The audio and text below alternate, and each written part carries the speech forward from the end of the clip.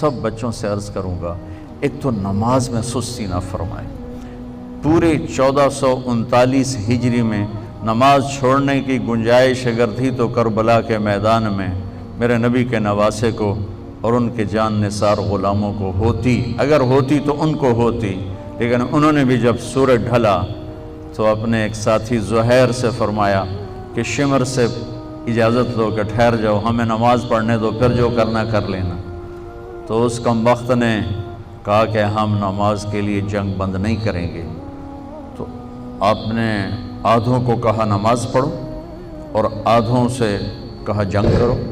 फिर जब वो पढ़ के आए तो कहा तुम जंग करो, उनसे कहा जाओ तुम नमाज पढ़ो। तो करबला के मैदान में ज़ुहर की नमाज पढ़ी गई, जो मेरे ख़्याल में दुनिया की तारीख़ की पहली और आखिरी नमाज थी।